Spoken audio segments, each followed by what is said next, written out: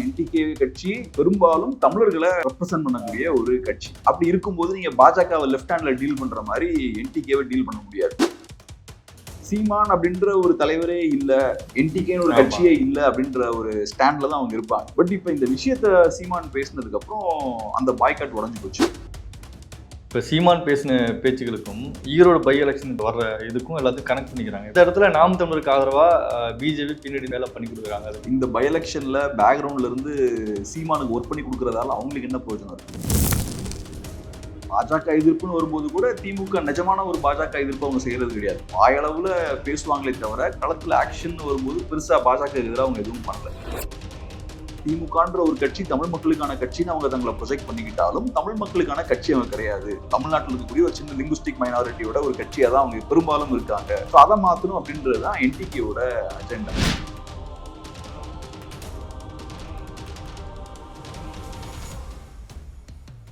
லகரமேஸ்வரர்களுக்கு வணக்கம். இன்றைக்கு ஊடகவியலாளர் கேப்ரியல் அவர்கள் சந்தித்து சமீபத்தில் சீமான் அவர்கள் பெரியார் குறித்து சர்ச்சையான பேச்சுகள் குறித்தும் ஈரோடு பை எலெக்ஷன் குறித்து பேச போகிறோம். வணக்கம் சார். வணக்கம்.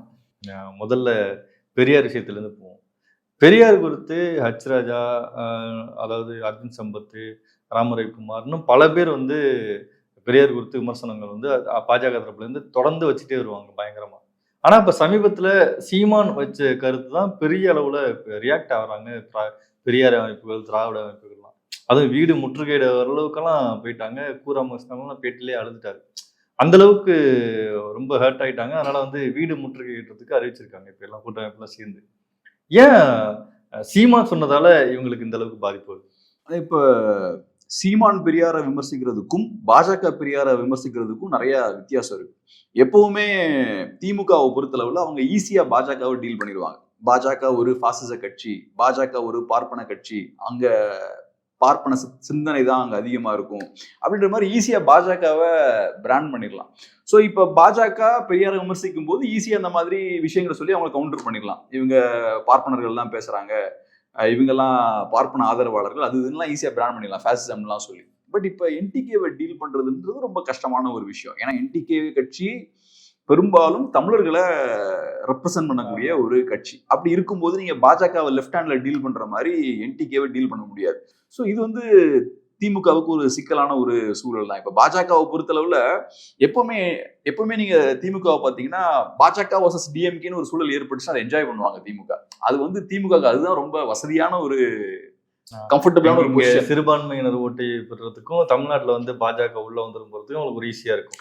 அவங்களுக்கு ஈஸி. இப்ப தமிழ் மக்களை பொறுத்தளவுல பாஜகவா திமுகவான்னா கண்ணை மூடிட்டு திமுகம்பாங்க. திமுகல எவ்வளவு ஊழல் இருந்தாலும் சரி, எவ்வளவு குடும்ப அரசியல் இருந்தாலும் சரி, என்னென்ன பிரச்சனைகள் இருந்தாலும் சரி, பாஜகவா திமுகவான்னு ஒரு சூழல் வந்ததுன்னா பெரும்பாலானவர்கள் ஈஸியா அவங்க திமுகவை சூஸ் பண்ணிடுவாங்க. ஸோ எஃபர்ட்லெஸ்ஸா திமுக ஈஸியா பாஜகவை லெஃப்ட் ஹேண்ட்ல டீல் பண்ணிட்டு போயிடலாம். எந்த பிரச்சனையுமே கிடையாது. சில பேர் பாஜகவை சப்போர்ட் பண்ணுவாங்க, அவங்க என்னாலும் திமுக பக்கமே வர மாட்டாங்க. ஸோ திமுக அது கவலையே கிடையாது. பட் இப்ப என்டிகேன்னு வரும்போது அது தமிழர்களுக்கான கட்சி, பெரும்பாலும் தமிழர்கள் இருக்கக்கூடிய கட்சி. அந்த கட்சி அந்த கட்சியோட தலைவர் இப்ப பெரியாரை குறித்து பேசுறாருன்னா அதை பாஜகவை டீல் பண்ற மாதிரி ஈஸியா டீல் பண்ண முடியாது. அது போக இப்ப இல்லை, இதுல என்னன்னா திமுக வந்து எதிர்த்து பெருசா ரியாக்ட் பண்ணல, போராட்டம் அறிவிக்கல, எதுவும் பண்ணல. ஆனா பெரியார் அமைப்புகளை பயங்கரமா அறிவிச்சிருக்காங்கல்ல. திமுகவுமே ரியாக்ட் பண்ணிருக்காங்க. நீங்க அது பெரிய விஷயம் நான் பாக்குறேன். ஏன்னா இப்ப ட்ரெடிஷனலா நீங்க பாத்தீங்கன்னா திமுக சீமான்ற வார்த்தையை அவங்க யூஸ் பண்ண மாட்டாங்க.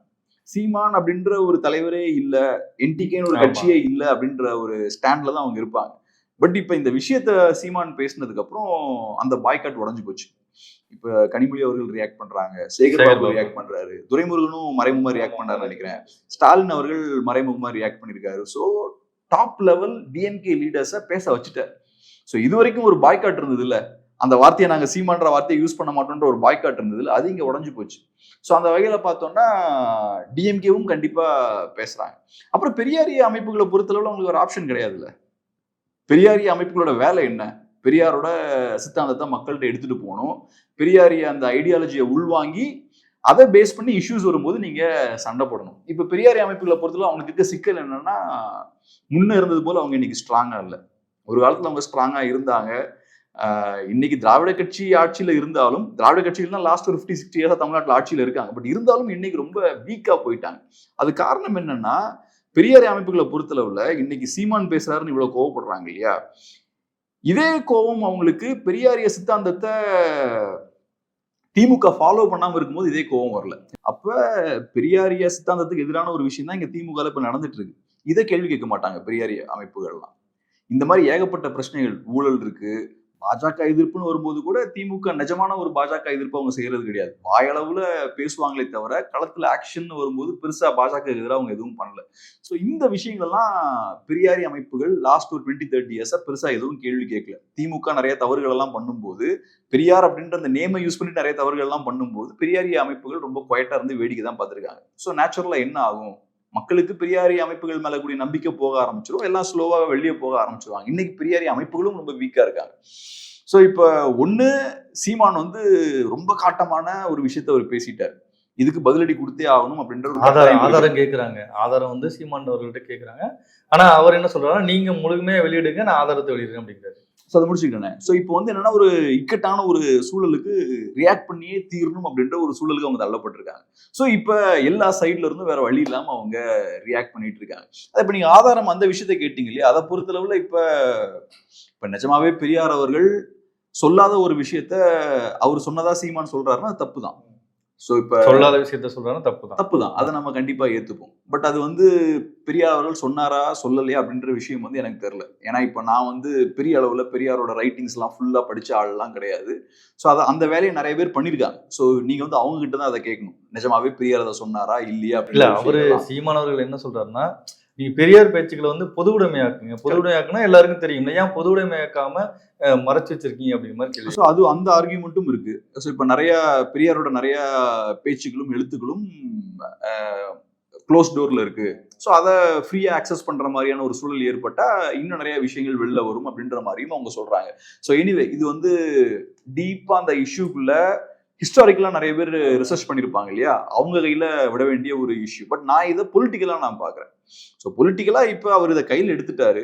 கையில் எடுத்ததுக்கு அப்புறம் அதுல என்னென்ன இம்பாக்ட்ஸ் எல்லாம் ஏற்படுது சொசைட்டில, ஏன் இப்போ வந்து அவர் பெரிய சீரியஸான ஒரு இஷ்யூ பண்ணியிருக்காரு. இன்னைக்கு திமுக சொல்ற விஷயம் என்னன்னா, பெரியார் அப்படின்ற அந்த ஆளுமை வந்து அது எங்களோட ஒரு ப்ராப்பர்ட்டி அப்படின்ற மாதிரி தான் அவங்க டீல் பண்றாங்க. பெரியாரோட சோல் ரெப்ரசன்டேட்டிவ் நாங்க தான்றதுதான்.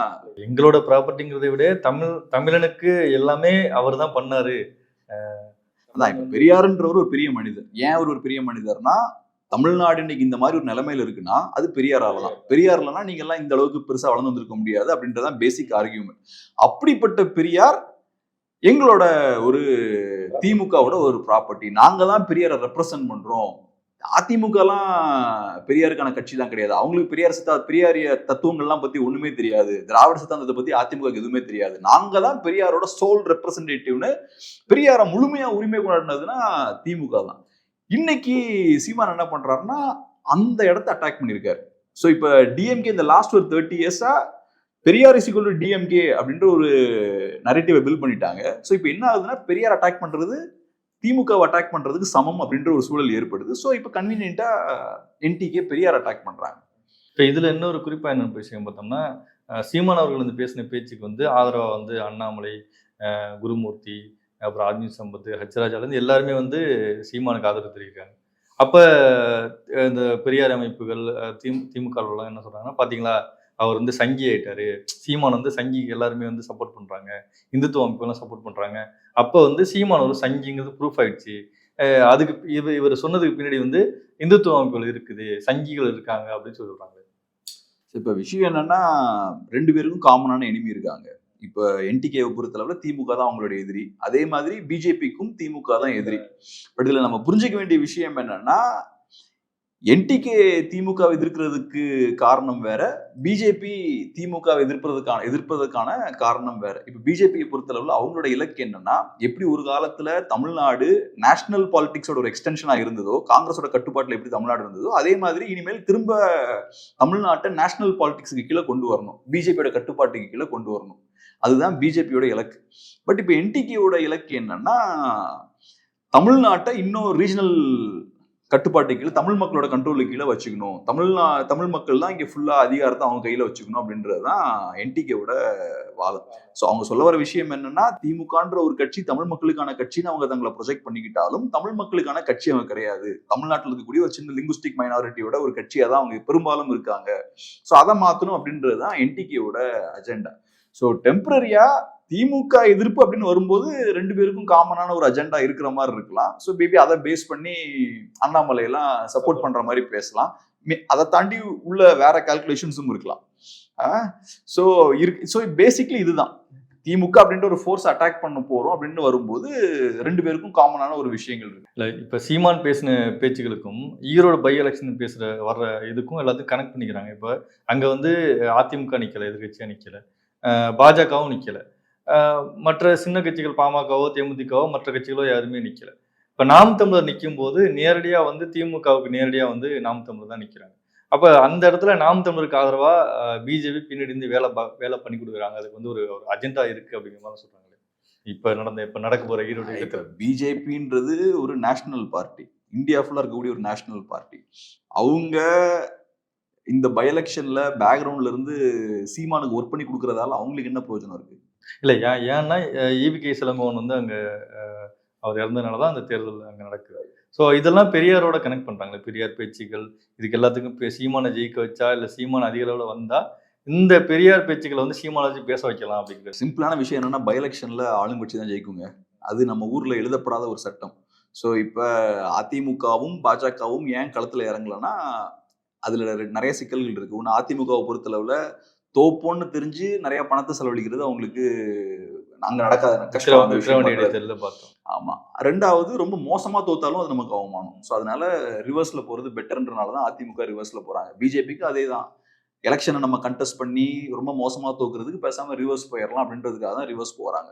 என்டிகேவை பொறுத்தளவு ட்ரெடிஷ்னலா ஸ்டார்டிங்ல இருந்தே தோப்பமோ ஜெயிப்பமோ 234 நம்ம கண்டெஸ்ட் பண்ணுவோம். ஸோ ரொம்ப மோசமா தோக்குறதுன்னு அவங்களுக்கு புதுசு கிடையாது. நிறைய மோசமான தோல்விகளை ஃபேஸ் பண்ணியிருக்காங்க. ஸோ எலெக்ஷனை கண்டெஸ்ட் பண்ணும் அப்படின்றது தான் அவங்களோட மெயினான நோக்கமா இருக்கு. ஸோ இப்போ பாஜக பேக்ரவுண்ட்ல இருந்து சப்போர்ட் பண்ணி என்டிகேவை ஜெயிக்கலாம் வைக்க முடியாது. ஏன்னா இது வந்து பை எலெக்ஷன், அதிகாரத்தில் இருக்கக்கூடிய கட்சி ஃபுல்லா அவங்களோட அதிகார பலத்தை யூஸ் பண்ணுவாங்க, பெரிய லெவல்ல அங்க பணமும் உள்ள பம்ப் பண்ணுவாங்க. ஸோ கம்ஃபர்டபுளா டிஎம்கே இந்த எலெக்ஷனை ஜெயிச்சிருவாங்க. ஸோ அதனால எனக்கு என்னமோ பேக்ரவுண்ட்ல இருந்து பாஜக என்டிகேக்கு ஹெல்ப் பண்ணுவாங்களான்னு எனக்கு தோணல. 2வது, மேலோட்டமா இப்ப அண்ணாமலை அவர்கள் என்டிகேவை ஆதரிச்ச மாதிரி ஆதரிக்கலாமே தவிர களத்துலலாம் 2 கட்சி தொண்டர்கள்லாம் சேர்ந்துலாம் ஒர்க் பண்ண முடியாது. 2 பேரும் ரொம்ப டிஃப்ரெண்டா இருப்பாங்க. பிஜேபி காரங்களுக்கு என்டிகேவெல்லாம் ஏத்துக்க மாட்டாங்க. கிரவுண்ட்ல நீங்க பாத்தீங்கன்னா ஒரு சாலிடான ஒரு பிஜேபி தொண்டர் வந்து என்டிகேவெல்லாம் அவர் ஏத்துக்கவே மாட்டார். இன்ஃபேக்ட் அவங்க எக்ஸ்ட்ரீமா போவாங்க. என்டிகேலாம் ஒரு பிரிவினைவாத சக்தின்ற மாதிரிலாம் அவங்க பேசுவாங்களே தவிர அவங்க என்டிகேவெல்லாம் டெஃபினட்டா ஏத்துக்க மாட்டாங்க. ஸோ கிரவுண்ட்ல ஒரு ஆர்எஸ்எஸ் காரரோ பிஜேபி காரரோ களத்துல இறங்கி என்டிகேவை சப்போர்ட் பண்றதும் நடக்காத காரியம். இல்லை, இந்த ஈரோடு பை எலெக்ஷன் எப்படி இருக்குன்னு நினைக்கிறீங்க? கடந்த தேர்தலில் வந்து அதிமுக இடைத்தேர்தலில் அதிமுக இருந்துச்சு.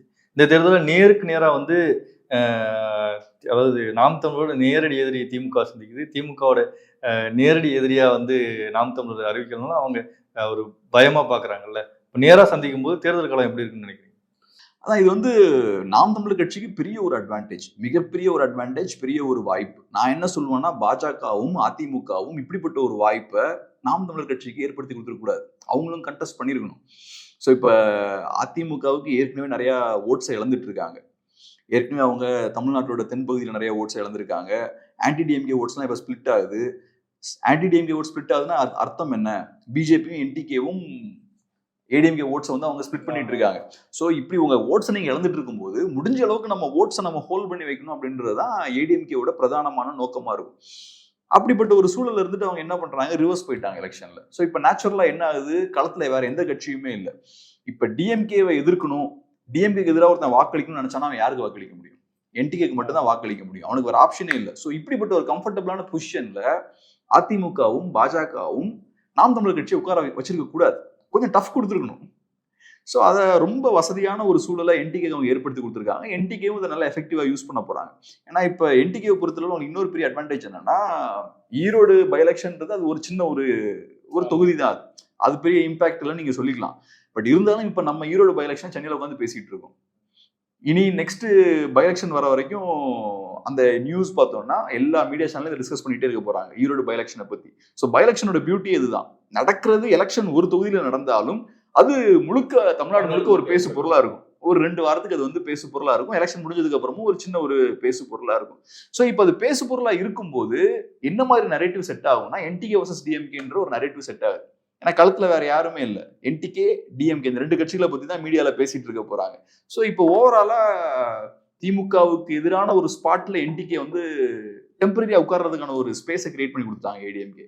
ஸோ அதனால இப்போ ஏடிஎம்கேவை பொறுத்தளவுல அவங்க பெரிய மிஸ்டேக். என்டிகேவை பொறுத்தளவுல இது பெரிய ஒரு வாய்ப்பு அவங்களுக்கு. நல்ல எஃபெக்டிவா அவங்க இந்த வாய்ப்பை யூஸ் பண்ணாங்கன்னா அவங்களோட அந்த என்டிகேவோட அந்த ரீச்சை வந்து அவங்க இன்க்ரீஸ் பண்ணலாம்.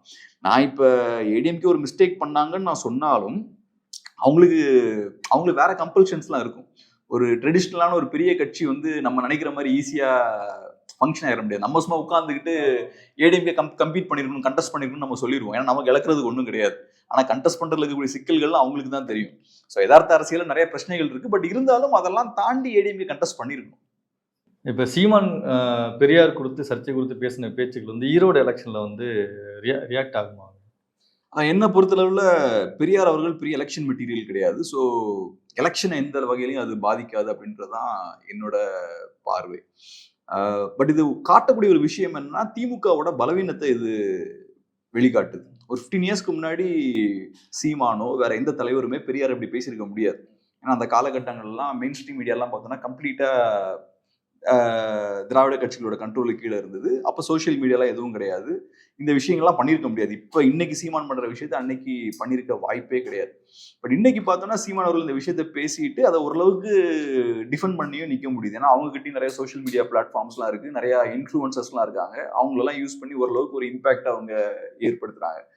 ஸோ ஓவராலாக இந்த இஷ்யூவை நான் பார்க்கும்போது என்னன்னா திராவிட கட்சிகள் குறிப்பா திமுகவோட பலவீனத்தை வந்து இந்த இஷ்யூ வந்து காட்டுது. பெரிய லெவலில் முற்றுகையிடுவோம்லாம் சொன்னாலுமே களத்துல பெரிய இம்பாக்ட் அவங்களால ஏற்படுத்த முடியல. இப்ப என்ன பொறுத்தளவுல என்டிகே நினைச்சாங்கன்னா ஒரு மாவட்டத்துல ஈஸியா ஒரு 1000 பேர் அவங்களால மொபிலைஸ் பண்ண முடியும். பட் திராவிட கட்சிகள் இன்னைக்கு பவர்ல இருக்காங்க. ஏறக்குறைய 60 வருஷங்கள் அவங்க பவர்ல இருந்திருக்காங்க.